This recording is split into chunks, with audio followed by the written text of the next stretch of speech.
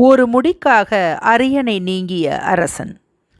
புத்த ஜாதக கதைகள். கதை எண் 11. மன்னன் மகாதேவனின் நரைமுடி. விதேக நாட்டின் தலைநகரான மிதிலையில் மகாதேவன் என்னும் பெயருள்ள மன்னன் ஒருவன் இருந்தான்.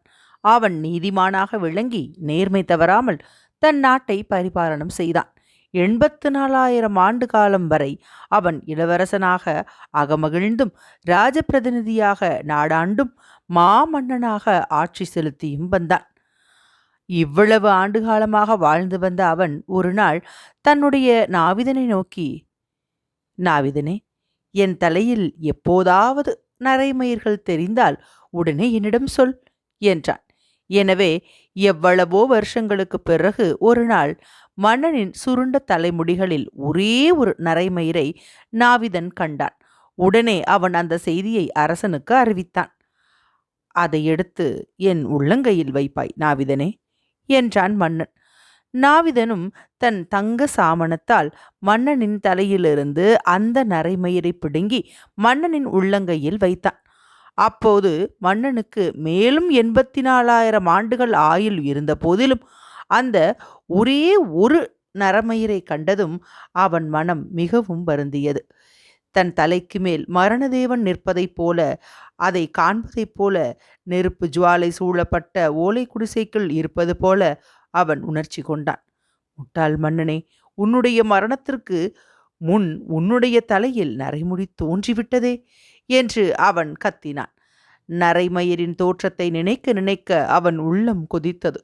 வியர்வை உடல் முழுவதும் பெருக்கெடுத்து ஓடியது. அதனால் உடைகள் நனைந்து அந்த கசிவை அவனால் சகிக்க முடியவில்லை. உடனே அவன் தன் உடைகளை கழற்றி எறிந்துவிட்டு, இன்றே நான் உலக பந்தத்தை துறந்துவிட்டு ஒரு ஆசிரமவாசியாக வாழ வேண்டும் என்று எண்ணினான். எனவே மன்னன் தன் நாவிதனுக்கு 100,000 காசு வருவாயுள்ள ஒரு கிராமத்தை மானியமாக வழங்கினான். பிறகு அவன் தன் மூத்த குமாரனை வரவழைத்து, மகனே, எனக்கு நரைமுடி தோன்ற ஆரம்பித்து விட்டது. நான் கிழவனாகிவிட்டேன். மனித வாழ்வின் சுகபோகங்கள் முழுவதையும் நான் அனுபவித்தாயிற்று. இனி தெய்வீக வாழ்வின் ஆனந்தங்களை அடைய நான் ஆசைப்படுகிறேன். எனவே நான் துறவரம் பூணும் காலம் வந்துவிட்டது. என்னுடைய ராஜ்ய பாரத்தை நீயே ஏற்றுக்கொள். நான் இனிமேல் மகாதேவனின் மாந்தோட்டம் என்னும் வனத்தில் குடியேறி துறவியின் வாழ்வு நடத்துவேன் என்று கூறினான். இதை அறிந்த அவனுடைய மந்திரிகள் அவனை அணுகி, நீங்கள் எந்த காரணத்துக்காக துறவியாகப் போகிறீர்கள் என்று கேட்டனர். மன்னன் தன்னுடைய நரைமுடியை கையில் எடுத்து காட்டி தன்னுடைய மந்திரிகளிடத்தில் பின்வருமாறு சொன்னான்.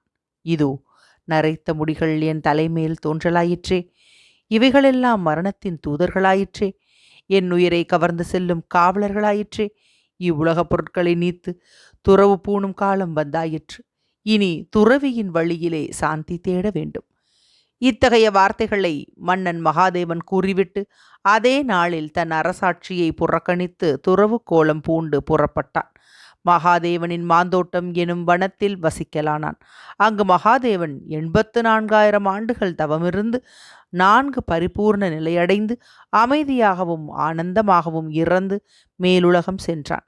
பிறகு மறுபிறப்பில் அவர் தம் மிதிலா ராஜ்யத்திலேயே நிமி என்னும் பெயரில் மறுபடியும் மன்னனாகி சிதறிய குடும்பத்தை அவர் ஒன்று சேர்த்து வைத்துவிட்டு மீண்டும் ஒரு முறை துறவியாகி அதே மகாதேவன் மாந்தோட்டத்தில் தவமிருந்து மேலுலகம் சென்றார். கதை எண் 11 நிறைவுற்றது.